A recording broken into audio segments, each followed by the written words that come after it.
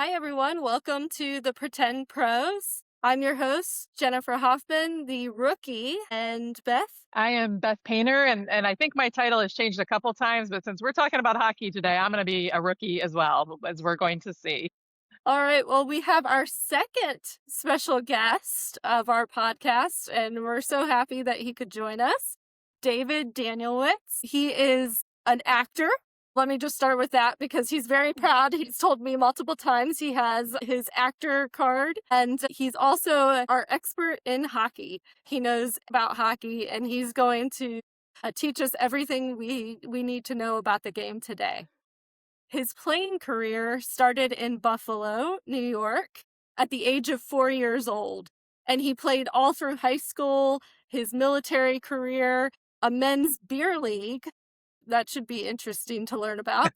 And currently on the Carolina Hurricanes Warriors hockey program. He also has coaching experience, over 25 years to be exact. Started coaching youth hockey in 1997 from 6U through 18U, including high school teams. And he is also certified in U.S. Hockey Level 4 coaching, and he has achieved championships and Coach of the Year awards. So welcome, David. That is a long list of accomplishments. Thank you for having me. So I guess we'll just jump right into some of your background, take it into the coaching, and then finish with hockey overall and what it really means when we're talking about some of these terms or watching the game itself. So you started at 4 years old. How did you get into hockey? Well, growing up in Buffalo, you only do one thing in the wintertime.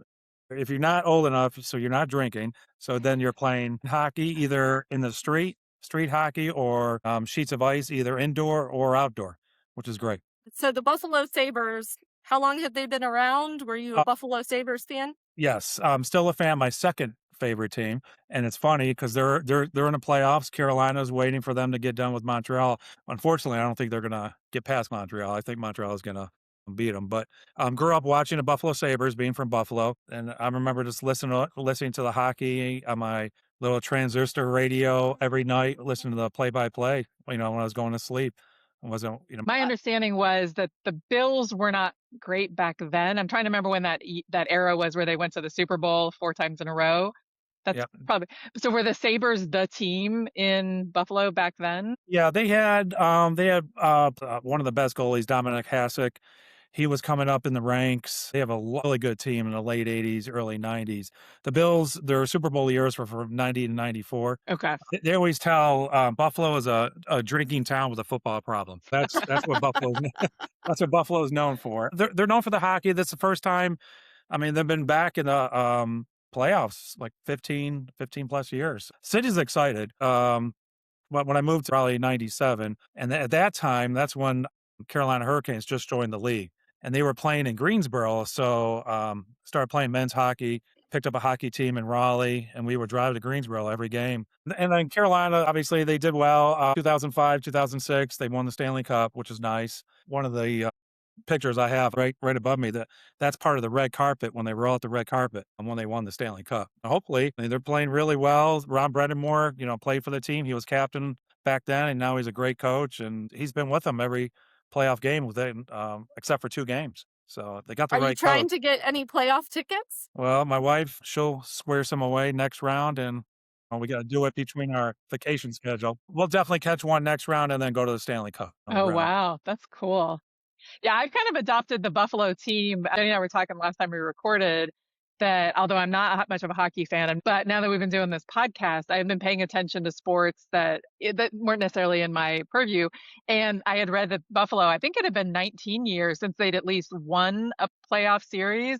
Who doesn't love a good underdog? So I'd sort of adopted Buffalo. I haven't actually watched a game, so I don't know about when you say adopted, that's a pretty loose term, but I have been paying attention to how they've been doing. So I think they're down 2-1, I think, at this point, right? Correct. Yeah. Yep. They Yeah. lost last night to Montreal. Yeah. So I'm rooting for them. My theory was that there's a very close overlap of Bills Mafia and Sabres fans, just because Buffalo's not that big. In my mind, I was thinking the Sabres fans are just Bills Mafia with hockey jerseys on. And the Bills Mafia seemed like a very lovable fan base. So I was like, I can root for these guys. So Yeah, and Yeah. we're gonna go to the first Bills regular season game. We're taking my mom and dad because they went to the first one when they opened, I think it was 1971 when they built Oh, Rich wow. Stadium. So we're gonna take them. I told Angie we'll dive through some 6-foot tables and initiate her, and we'll be good to go. So I will say I went to my first Bills game, and I know this episode is not about Bills Mafia, but I did go to that game last year. It was in September. So I said I'm a Buffalo Bills fan in September when it's not snowing. Yes, but the new stadium it'll cover, I think, like 2/3 of the, seats. It kinda Okay. rolls o yeah, it kinda rolls over the, attendance, all the seats, so that should be Yeah, nice. Jenny's not going there even if it's covered seats. She's a bit of a wimp, right? I That's know. not happening. It's the cold as much as it is No. the snow. I'm waiting for that new Brown stadium that's gonna be enclosed, and then I'll go up there and catch some games. But, getting back to hockey, so you have said and have sent me, and I'll have to post it when we go back and edit this, your trading card. How Yes. did you get a trading card? We had, a manager at that time for our team, and they said, "Hey, we're gonna do trading cards," and she pulled all the stats from the last so many years where we were at the rink, and we actually won, and that's the year that trading card that came out, that's the year we won the, championship. It was funny. So what level, like what kind of hockey were you playing?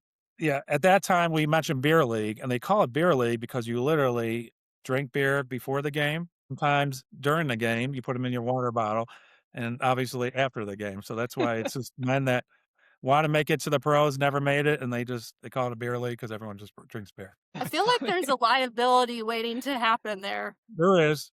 Yeah, there is. There's a lot of fighting going on.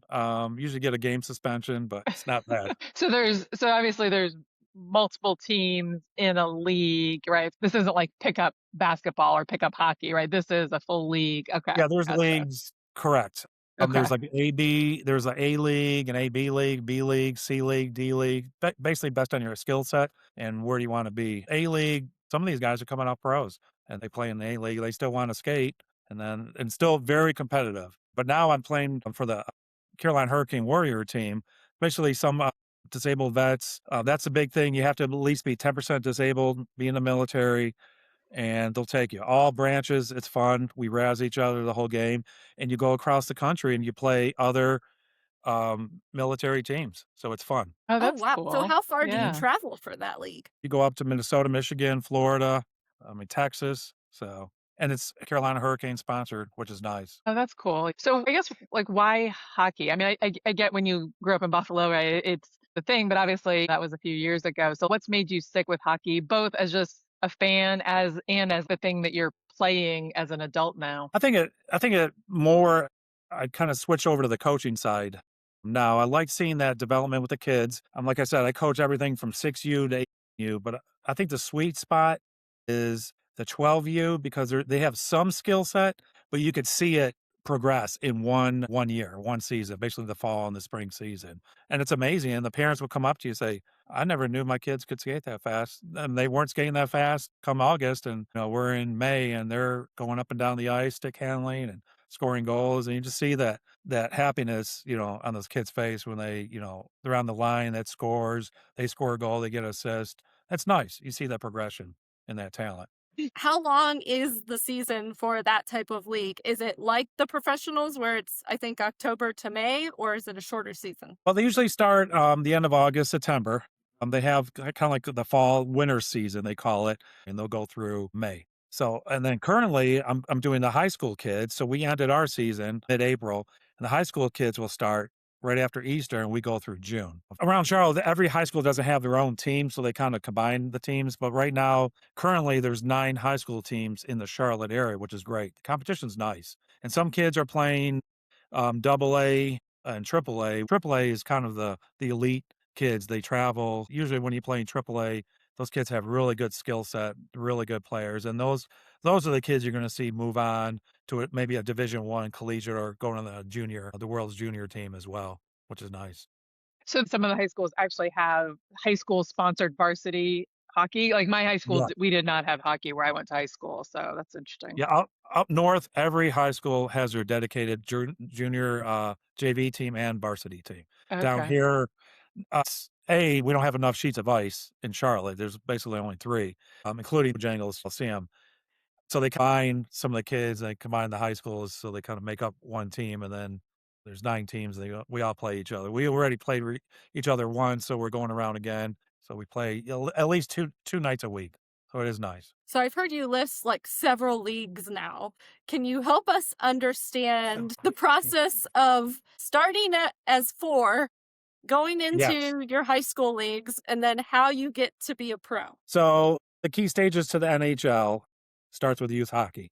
That's anywhere from 4 or 5 years old to 14 years old. So the kids, they start with the learn to play programs, progressing through the names. It's like a sport, Pee Wee, Bantam. Those are the age groups. It goes up. And it goes up through no checking through to start checking. Usually at 14U. It depends on where they fall in. And then real quick, eventually they move checking is like beating like each other up. no, just checking against the boards. It's full body contact. The player has to have the puck to make it a legal, checking. You could check the player either against the boards. You could do an open ice check, and then that'll move the players up to the AAA, AA/AAA competitive club teams to travel teams up to 14 years old. Then you go to, they call them the midget, which is under 18s, basically 16, 17, 18-year-olds, including the high school and the intense your AAA level kids. Those are higher level kids where players actually begin to get scouted from collegiate level and junior hockey. And obviously the U.S. national team developmental program, they'll get scouted for. And then junior hockey is ages from 16 to 20. Now, Angie, my wife and myself, we host, they call it billet. We host just like you're hosting, travel kids. They stay in our house. They stay here from August through March. They play on a junior team here in Charlotte, and they travel basically the Mid-Atlantic region. Those are your junior hockey players. So, definitely competitive level. And then they go on to, hopefully they get drafted either by the NHL or they go to collegiate hockey and they could get drafted by the NHL that way. And they could still play in college or go to one of the junior teams, like the Charlotte Checkers, for example, an ECHL team or USHL team, United States Hockey League team. And then they'll develop into the NHL. You see some of the kids, Connor Bedard, some of the young kids, they're getting drafted, 18 years old. They start playing right away. But to be drafted at 18 years old and starting in the NHL, it's kind of on one hand, it's probably about 5 players or less in all 32, So there's no NHL. requirement that they have to go to college like some other sports at least a year before they become pro. Correct. Because they could still play in the ECHL, the AHL, American Hockey League, the different hockey leagues. Ontario Hockey League in Canada, a lot of them will play in that. You'll see that. Yeah, so is there a reason somebody would go play in college? Or if you had a chance to play in one of those other leagues, is that what you're doing instead of playing in college? Yes. Okay. Yes, So definitely. if you're in college, it's because maybe that wasn't an immediate choice. Or I guess if you're worried maybe this isn't a long-term career and you want the education, right? That'd be a reason to go. Okay. Correct. Because you're not going to play hockey your entire life. Sure. Yeah. Yeah. We I'm wish. a, It is a Wait contact a sport. second. I feel like that's what you're doing. Well, I'm coaching now, and I'm still playing, but it's beer league and stuff, so it's a little different. it's not paying the bills, right? Yes. So are most of the good colleges, I assume, are up north? Like, as listeners of our podcast are well aware, I went to Indiana. We did not have would it be called a varsity sport at the college level? I might use It's a the right D1, language. Yeah, so just like before. we had a club team that actually went to some of those games because a friend was their PA announcer. I think I mostly went to watch him and drink hot chocolate, and that was about it.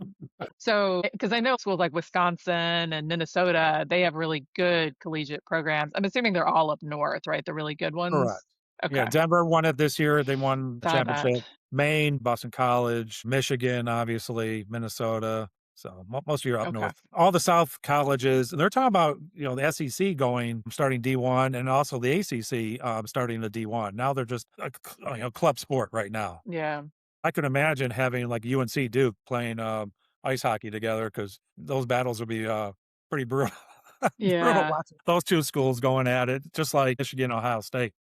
Is there a combine like the NFL has, or how do you actually get drafted? Do they have a draft day like some of the other sports? Yes, they do have a draft day, 2 to 3 nights draft day, but they have the scouts, they do their due diligence, and they look at these players, and they look at the stats, and they send them videos, just like you could send them videos when you play football, and you go upload your videos, and then they get attention of the scouts, and they'll watch you, they'll come to your games and kinda look at how you're playing. I feel like there's an idea coming. So recently I did my own combine for the NFL. So, what are the chances I can get on the ice and try to hit a puck into a goal and upload that video and see if I get drafted? That would be slim to none. We could get you on the ice. Yeah, it's a two-parter. What are the odds she could get on the ice, stay upright, and shoot a goal? That is a separate question from getting drafted. Could she score a goal? Hey, David,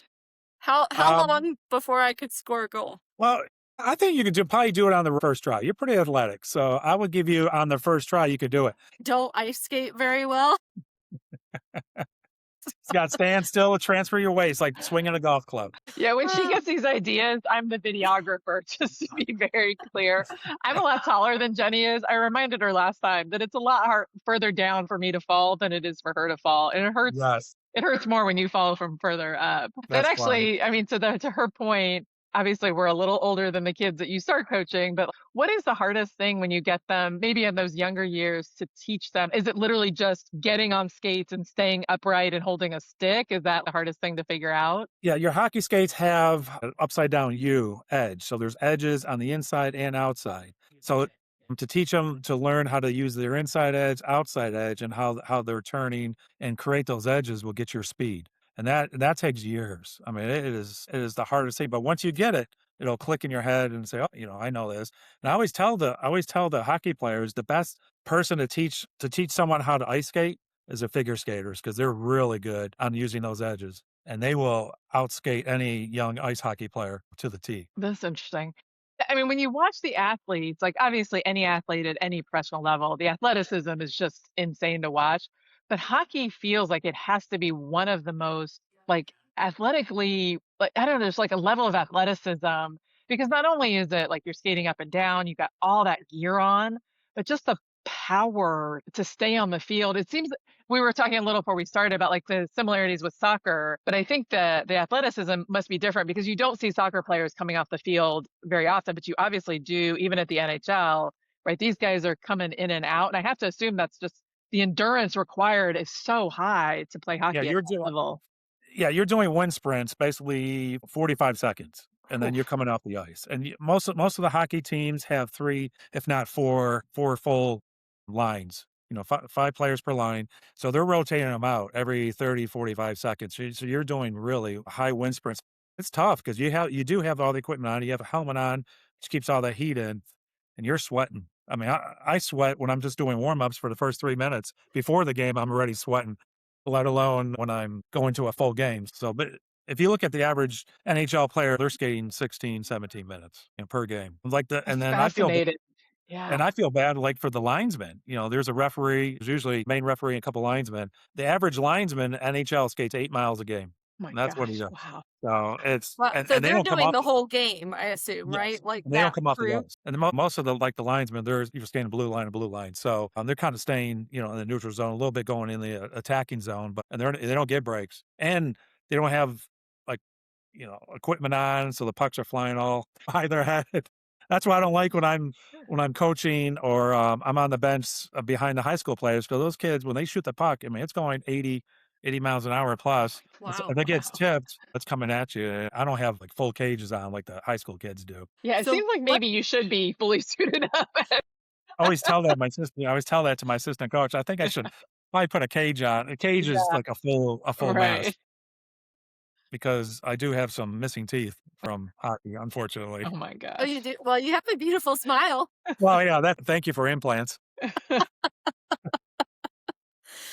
Do most hockey players like not have some teeth? Is that pretty Oh yeah, common? Is that it's stereotype common? very, very, very common. Because even in the adult beer league, you're only required to wear a helmet. You don't have to have like a half shield on. But I'm playing the beer league now. I put a full cage on because that way you can play more aggressive. You don't have to worry about a puck hitting you, and more importantly, if you get in a fight, someone hits you in the head, it doesn't hurt. because they're hitting their cage. So I definitely have fighting questions. I feel like this is a very unique about hockey versus like, I mean, any other sport, the minute you swing, you're getting ejected, right? Like Wemby last night literally got ejected, and probably what he did barely qualifies as anything in hockey. So are there official rules about fighting, and then are there like kind of unwritten, like when do the refs step in? Like how does this get Well, managed? it's different. Obviously, different in minors and juniors and like the high school. If it's kids fight in high school, they'll get for a roughing penalty. Depends how bad it is. If you drop the gloves, that's like the big thing. Okay. So I always tell the kids, don't drop your gloves because that's a 5 minute and then a game misconduct. So you'll get kicked out, get a 5 minute penalty, and then you're set in the next game. But in the adult league, I mean, you could be thrown out of the rink and be banned from the rink. I mean, it really depends on what the rink allows and what the rules are. NHL, the refs will let them go a little bit, and then they'll just kind of break it up after they kind of take a couple swings. And then both players are sitting in the box, and it's still a 5-on-5. So there's no, so you get a Yeah. fight, and you still have a 5-on-5. There's no advantage. You just don't want to be like the third man in. That's where you get a penalty, and then you're going to play. You'd be shorthanded and play on a power play. When you say third man in, what do you mean by that? If two people are in a fight, and then like another one of your teammates come in and jumps it, and you'll see it a lot. It happened last night in the Buffalo Montreal game. Like you see a third player, and then he got the penalty. So it was a 5-on-5, and then the extra man had a penalty, so it was actually a 5-on-4. So it was nice. Okay. Now, is that really the only time you'll go to the penalty box? Or let's talk about the penalty box. Like when does someone go there? Is it mainly for fighting or? No, there's a whole bunch of penalties. The big ones are tripping. It's probably the most common.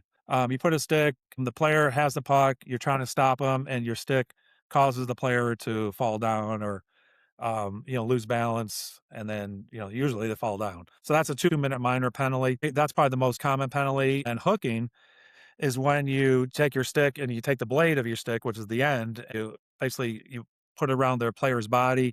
It causes that player to slow down, and then they'll call it a 2-minute hooking penalty. And then very common also, another one is the high stick. The stick goes and hits them usually in the head, face level, and then that's a 2-minute. If it causes them to bleed, it's a 4-minute penalty. So the player bleeds, and you see a lot because if you see it on TV, and they'll do this to their chin and they'll look for blood and they'll show it to the referee and they'll say, hey, that's an extra 2 minutes. So a 4-minute penalty in hockey is you're going to score. Their team's going to probably want to score. That's a hard to defend, a 5-on-4. I think hockey has this similar to soccer, but I don't know like when it comes into play. Sudden death or like penalty shots where everyone gets an opportunity to try for a goal. Mhm. Like when does that come up in a game? Only happens in the regular season. But at the end of regulation, so at the end of the third period, so 60 minutes of hockey being played. In the regular season, if the game is tied, they'll play an extra 5 minutes overtime, 3-on-3. So 3 players, not 5 players, 3-on-3. So there's a lot of ice that's open. So most of the time, someone's going to score. I mean, it's a 3-on-3. If no one scores after 5 minutes, then they do a shootout. So each team's allowed 3 shots. If it's still tied up, then they just go one more shot per team until someone, So if I remember the gold medal game this past winter, it went to the 3-on-3. I feel like that was controversial. There was a lot of people who didn't like that was how the U.S. won in the end, was that it had gone to the 3-on-3. I didn't realize that was something that happened regularly, not just for the Olympics. That's a standard overtime scenario. Well, in international and European hockey, you'll see that. It's interesting. But in playoffs, they just play until someone scores? Yes. So each 20-minute period, just like, and I seen it 7 periods. They basically play 2 games. You know how tired the players are after one game. Yeah. The endurance you talked about for a regular game, like that's hard in other sports, but this just feels like it's at a different level. Holy mackerel. Wow. Yeah, it's playing 2 games, basically 2 games back to back. I mean, it's crazy when they do that. That's why every time it goes to overtime, especially in the playoffs, I always hope they score in that first overtime. So even though it's like another 20 minutes, is it like if you score right away, you don't have to play the rest of the time? It's just over? And with the NHL, with overtime, it's 5-on-5. just like a So they would regular, never Harder to go. score, I not assume. 3-on-3. No, it's Okay, they 5-on-5. never do the 3-on-3 in the okay. So that must have been why during the Olympics it was sort of like, Controversial. yeah, because it wasn't something that the NHL, and there were a lot of NHL players playing in the Olympics this year. I get the Correct. impression that was new or they hadn't done that in a Correct. while. Okay. Yeah, because you have to look at it from the owners Sure. of the team. Because if a player gets hurt playing in the Olympics, what's the repercussions of them on your team that they signed for, and they're paying them $5-10 million? Yeah, I got the That's what they don't. impression, right, like with Sidney Crosby getting hurt, that this might get revisited in 4 years of where the NHL gonna let them play again because he's obviously important to the to Correct. Pittsburgh, and so I was never a fan of NHL players playing in the Olympics, mm, and which I like is it'll take those kids that are 18 in that junior and collegiate level that are really good, and then they'll get them showcased in the Olympics, just like the miracle, miracle mhm. on ice game back in 1980 with the USA team. 90% of them got drafted in the NHL after that game. No one played in the NHL. Really? I did not realize that. I assumed that all the players on that team and even on this team are NHL players. I figured that's where they pull from. Now they do, but I think they're going to revisit that. Well, it's kinda like basketball. For a long time, you had to be an amateur to play. It wasn't until, like, the dream team that they let NBA guys play in, and now, of course, that's most of who plays on the US team as well. Correct. I feel like that's true for all Olympic sports. At Mhm. one time, it was only amateur. Yeah, I think it was a rule to be an Yeah. Olympian, you had to be an amateur, and they Mhm. kinda undid that. I mean, at this point with college NIL, I don't know how you would define amateur in this world, like, you'd have to go find high school kids, and there's some high school kids who are getting paid to play now, so Yes, they are. yeah. So, what do you think the hardest position in hockey is to play? I would say defense. Like I the would say goalie or no, as a defenseman position, because you have to have a good team that's going to go far in a tournament, in the playoffs. The key is to prevent the goals from going in, because you're going to get goals on the other side, the offensive side. They're going to be rebounds. They're going to be just trickled in. They're going to be just deflections off of another player, off of their own player. To prevent the team from scoring is you're going to see teams go far. And that's what hurt the Hurricanes the last 3-4 years. They would get in the playoffs, only making to the first, second round. They couldn't go any further because their defense wasn't that strong. They didn't have a top tier goalie. And now they do. Now they're clicking. And obviously it goes on both ends. And then those defensemen are moving up into the offensive zone and they're pressuring. They're keeping the puck in the zone, and it's just helping the teams, it's helping the forwards out so much. But I think the now can hardest they is those defensive players, can they go anywhere or like correct. soccer, you kind of have to No, they stay can go within anywhere. your Well, zone? yeah, minus the offsides call on the ice. You could go anywhere you want on in hockey, basically. Do they have formations like man on man or zone like Yeah. basketball and soccer? That was one of Well, our soccer questions. the tie game, pucks in the offensive zone, you call a timeout. What do you see in basketball? The coach is drawing something on the whiteboard, right? We do that. We do the same thing. We say, okay, if you win the puck, win it this way, pass to this person, and try to, put another player in front of the net and, try to tip it in or get the rebound. And it's funny, one time we had just a crazy play we called and we were losing by one. We pulled the goalie, it's off, on the center ice, and that's even challenging as it was. We said, just, shoot it on, against the boards on this side. And we told the player, stay against that boards because that puck's coming to you. And he came in and he brought it right to in front of the goalie and scored, and we tied it up when we won it in overtime. So probably once out of 25 times that whiteboard will work, but it's funny when it does because hey, that's what we drew up. That's we planned it that way, and the kids go, hey, that actually did work. It's probably easier, I guess, to draw up a basketball play and execute it the way you wanna do it, the way basketball's played versus a hockey play, right? Correct. But Yeah. obviously, in hockey, there's one centerman, two wingers, right wing, left wing, two defense, and one goalie. When I was growing up, I started forward, and then I played defense, then I played center, then I played goalie. How I got into goalie is we were losing games. So we would lose games 14-2, 14-3. And the coach got in the locker room. He was so mad. He told our goalie he's fired. And he says, does anyone want to play goalie? No, like everyone's looking around. And I go, I'll try. So he suited me up for practice, had a couple practices. We lost, but we lost like 10-4. And he said, I like it. Progression. So you're staying the goalie. And then we started, and then like after like 3 or 4 weeks, and actually we actually started winning games. And then our team, we still suck, but we were actually winning some games. And I played it for another year, and I said, yeah, I don't like this. It I seems went like back. such a different skill set to be the goalie than to be everybody else. The hockey of it all seems like it's less hockey-ish in the goal box. You're just trying to be a sumo wrestler in there. Well, yeah, and it's very physical. Stretching is obviously you have to be top tier, but it's a lot psychological too, because you're blaming every goal on yourself, but it's the whole team effort and your defense. They don't pick up the rebounds, and all the guys coming down the other end of the ice are not playing these one-on-ones, and then they're scoring. You're left there in the goal, and you got no help. So, but everyone wants to score, but no one wants to play defense. That's probably true in every sport. Yeah. Play defense. I'm kind of curious. You talked a little bit about the two girls that I think you said were on the high school team. It has Uh, been interesting to watch. Particularly I think what caught my attention was the Olympics this year. Those were the only two hockey games I had watched, was the two gold medal games, the women's and the men's, and seeing like sort of the the growth on the women's side. Obviously, we're basketball fans, Jenny and I, and the WNBA, and even on the college side, right? That's been really fun to watch. But it seems like hockey's having their version of it, probably not on the same stage just because basketball is a little more popular in the US than hockey is. But I was curious, like, do you see that at the level that where you're coaching? Like, can you see yes, more girls getting into it?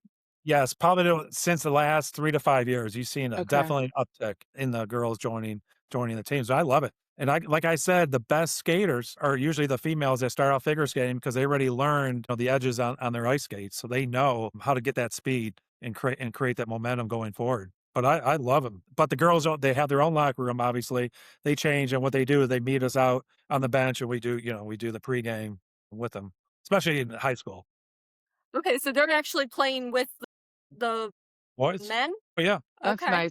Because I'm guessing there's not enough women to have their own Correct. teams and their own leagues. I listened to some interviews with some of those players on that women's Olympic team. And well, even some of the basketball players, right? Like when some of these girls were younger, there weren't competitive leagues that could get them what they wanted. And so they ended up just playing with the boys. And I think they're better for it because it is more physical and the competition's higher. And if you can hang with that, you're probably gonna be okay when when you're playing on a women's college team or whatever. Correct, and they do have all girls team here in Charlotte, which Okay. is nice. A lot of the girls they play on 2 teams, which is amazing. That's why their skill level is increased a lot because they play on the all girls team. They also play on the co-ed team per se. Yeah, Jenny and I have been talking about, we've been to quite a few sporting events together. That's kind of how we end up doing this podcast. I think we should put on our list going to one of the professional women's hockey games. I think that'd be fun to see. I did, like I said, I watched some of the interviews with some of the players, and a lot of them were still in college, maybe more so than on the men's Olympic team, probably just because of like the sheer volume. And there was a couple of them that were kind of fun to watch. A lot of them were on the Wisconsin college team, which was interesting. And some of the beer league teams that I played on, the girls that we had 1 or 2 even on the beer league. But if you're playing and there's a girl on the opposite team, they will cheap shot you all game. They will with their stick, and the refs. They know when the ref's not looking, you'll get a stick against the legs, and they are rough. They don't care.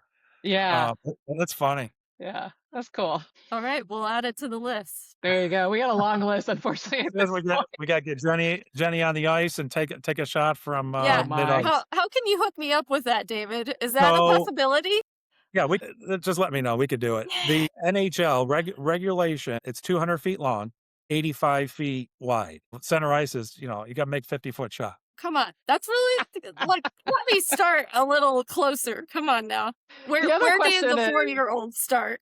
If the kids could do it on college game day and kick a football through the There field you goal. go. Yeah. To be fair, she did that too. I'm not going to say it went well. So we have video of that. Are you putting her in gear if she does this, or Oh she yeah, gets it? full Yeah. gear, There you go. No. Can I just not be on skates to try it No. initially? I don't know if I can do the skate part. We'll get you. We'll get learn to skate. We'll get you a couple lessons. Yeah, we talked about the last time I skated, it was like for a holiday thing. They had an ice skating rink, and I used the little walker thing so that I didn't fall. We're at that level of ice skating here. I think Jenny's maybe a little bit better than me, but not Don't by bring much. the Zamboni out before I come. It needs to have some divots. Too funny. So, what questions do you have for us? Do you have anything you want to quiz us on? Like this is.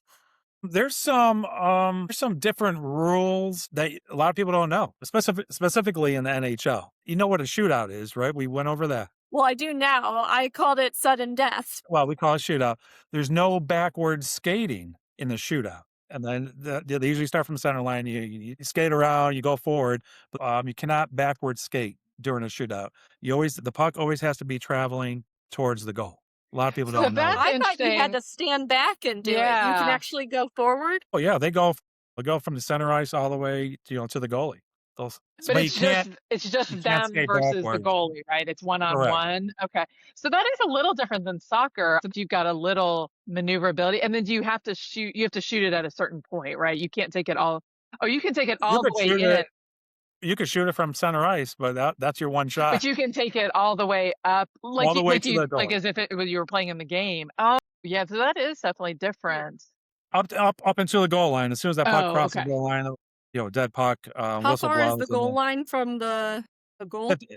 it's a straight line right where the puck will cross into the net. So it goes from Okay. side to side. Oh, so you're right Oh, up so you there. can take it. Yeah, you can take it right up to within a foot of the goalie and shoot it from that point. Okay, yeah, Correct. that is definitely different. I don't think I've seen a shootout in hockey then to have realized that. Yeah, Maybe Okay. only the key is Mighty always Ducks. I feel like there no, was a no. shootout in Mighty Ducks. Well, we had a shootout. I think last week we did the high school kids. We went through 9 players, so we Wow. went to 9 shots until the other team won. We lost in a shootout, but we went through 9 players in that shootout. So And is that because 9 score? Is it hard to score or it's it was hard to? both the goalie stopped. It was 1-1. We each scored a goal, and then no one Okay. scored any goals. It was just That's then we kept interesting. on, and you have to go through your whole team before the same player could shoot again. Okay. So, or else you would have like Crosby. Those guys just shoot Yeah. 3 times in a row. They Right. get 3 goals. But it's But the whole team, like it's not just the 5 people that were on the ice. the whole It's like the team, whole team even right? on the bench. The broken stick penalty. If a stick breaks, okay, which happens a lot when you take shots or someone hacks you and then breaks your stick, a player must drop it immediately. Continue to play with a broken stick is a 2-minute minor. So if you see a player break a stick, they always drop it immediately because the last thing you want to do is have a 3-foot club and Yeah. So how and when do you get your stick back? Like, how does that work after you break it? depends. If the puck's in your own zone, you play without a stick, and you'll How see do you it. do that? You just play a body. You kind of put your body in front of it, and you block shots with your legs. But it happened the other night. I was watching Buffalo Montreal. One of the guys, the stick broke, and he was in there. It was his own zone. You can't leave the zone, or else then you're down a player. So you go and grab someone else's stick, and from a player or So from Not a is player on the other team. can't do that. That's illegal. so as you're headed back to the other side, you just gotta go by your bench and like snag one, right? Okay. Yeah, no, if you have an That's equipment interesting. manager, i.e. NL, whatever player has the puck, the stick handling, and has possession of the puck, the equipment manager, all the sticks are lined up, behind the players where they're sitting. The equipment manager will literally put his hand on that player's stick. And you Mm. see him just moving his hand, and that's the player that has the puck. So in case he breaks a stick, he has that player's stick. He'll reach over and give it to that player. Players could pass a stick to another teammate, but they can't throw it to him. They have to physically hand it to him. They're on the bench. Or your own player. Is this a player that's sitting on your bench that's gonna pass it over, or you're talking like from like on the Oh, ice? yeah, it could be both. They could do it from the bench, or if you're not a lesser player, if you're like a higher caliber players, you want that player with a stick, right? You want your better players with a stick. If he loses a stick, you're going to get your stick to him, the better player. And you see that a That's lot. Puck through the net. You'll see that sometimes a lot. If a puck splits in multiple pieces, play usually stops. But if all pieces crosses the goal line on a shot, a goal is awarded. So you So the can't have puck half a actually puck. breaks? Yes. I would have Oh thought yeah. they How were often does too that happen? solid. Like, yeah, what is making that happen? It's just the shot, how the speed of the shot is, and the impact on that stick is. All the pucks are frozen before the game. They're all frozen like a ice bath. It helps move the puck faster, eliminates bouncing. So you'll see you'll see like in the scorekeeper's box. They have a bunch of pucks in like an ice bath.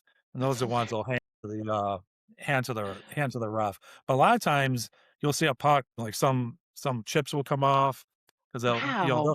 hit the Okay. glass and a little chip will come I would out. have Yeah. never thought that would ever break down. Yeah, I would have thought they were so like whatever they were made of was so hard and solid that it'd be very hard to break them. That's Is it like a fascinating. rubber? Yeah, 1 inch thick, 3 inches diameter, 6 ounces. It's like 5.7 to 6 ounces supposed to weigh. So in the Especially beer 80 miles an league, hour. I wouldn't have thought it was that fast, but yeah. yeah. Well, hockey players, like NHL players, over 90 miles an hour, slap shots. So in the beer league, is the tub of ice that is holding the pucks, is that also where you're keeping your beer? Is this a No, multi-purpose and we keep our beer bucket? we keep our beer in our water bottles that we're supposed to have water in. Okay. They have like a 5-gallon bucket. Each side has one, and then there's a bucket of water in there, and they put ice in there, and it stays. That's interesting. I have a lot more things I'm going to watch when I watch a game tonight, like looking Yes. for. Sometimes in games, the net will pop, kind of lift up a little bit, and the puck will go into the net from the backside or the side, and all the offensive players say, "Oh, that's a goal, that's a goal," and they'll go to the replay and say, "No, that went in. The net came up a little bit, and the puck snuck through, and then it's no goal, obviously." You have to But go through the the whole front, right? yes. Yeah. Now, unlike football, just the nose of the ball has to touch the line. It's a touchdown, correct? Mm-hmm. In hockey, the whole puck has to cross that line. Okay. Not just, not just a little bit. The whole thing has to be across that line. So basically you're looking for a little white space for the ice Yep. between the puck and the goal crease. Is it common for that to be a controversy that the All the puck time. starts to go in, the goalie Yeah. gets it out? Okay. Yeah, That's it's right interesting. sitting on the line. And it happened on the Okay. Carolina game. Slavin, he knocked it out. It was right on the goal line. It was going in, and he just swept his stick around, and it came out. Is It was that the not, goal no that goal. they took off the board? Was that what had happened? I No, definitely that was lost. that was Okay. a different one. Yeah, I was gonna Yeah. say I thought that was a different issue. It was like where the player was or something that was the problem, right? Okay. Correct. Yep. Gotcha. And the net's 6 feet wide, 4 feet tall. Give you an idea. That's why it's funny when you're watching like the young kids, 10U, and they're not even taller than like they could skate right underneath the crossbar on the net. It's so funny watching them. And other There players, like we had a billet a couple of years ago, and he was like, I think he was 6'5", 6'6", big, Oh. towering over the goal. Are Yep. the billet players you have, are these usually US kids or they're from other Yeah. places? This year, yes. We had one from Jamestown, New York, and the other one was from Keller, Texas, outside Dallas. And the year before, we had the same kid from Jamestown, and then we had a kid from Nova Scotia. Hmm. Okay. So they're going at it because he's a big Montreal fan, and then the kid from Jamestown, New York, he's a big Buffalo fan. They're playing together.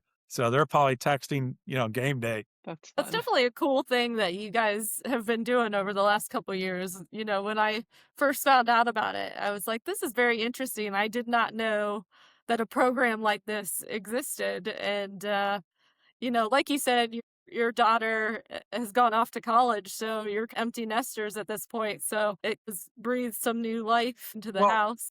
I asked Angie about like a foreign exchange student maybe 6 years ago when Peyton was in high school. And we said, no, let's just, don't do it. So this is very similar, but they're just playing hockey. All they do is play hockey. They don't go to school. Some will take online classes, like some college classes, which is nice. And some will maybe get a part-time job, but most of them, it's all they do. They go to practice and they got games. Wow. Damn, that's some dedication. Yes. Hey, do you Yep. know how thick the ice is? You ever wondered how they lay the ice? To be How they honest, do I've that? wondered how they transform a basketball court and put ice on it like the following day. Crazy. They'll do it in Raleigh at the arena, and they'll do it overnight. Or they have a concert, and then they got a playoff game. Always under that court. Yeah, and they put evaporate cores in the ice, and they put the stage per se, the boards over that. But it's neat how they lay that out. But the first half inch is basically just the water, and then they paint the lines on there. But the total thickness of the ice is 3/4 of an inch. It's not.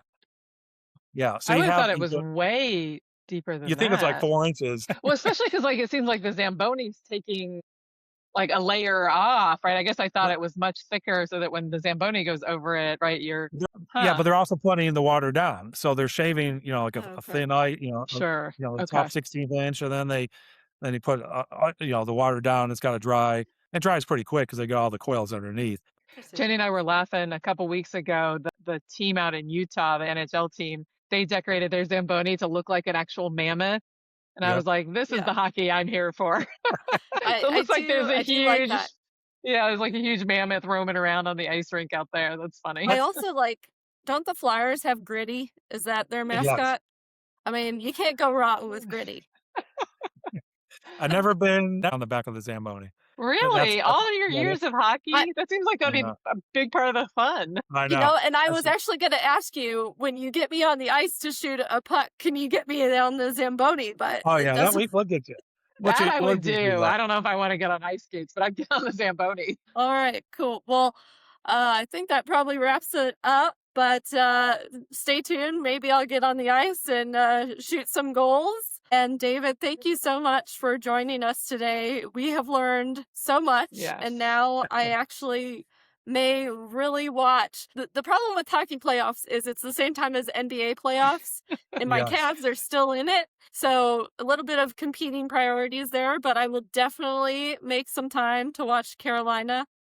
We'll definitely stay tuned for their series. But David, thank you again so much. You've been a wealth of knowledge, and now we feel a little bit better about hockey. Yes. I definitely feel smarter than I did at the beginning of this episode. And so that was the whole point.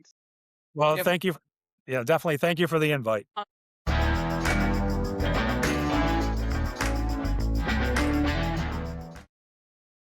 Thanks for joining us on this week's episode. And if you've liked what you've heard and you've stuck with us this far, we would love for you to subscribe. We are on YouTube, Apple Podcasts, and Spotify. We hope to see you next week.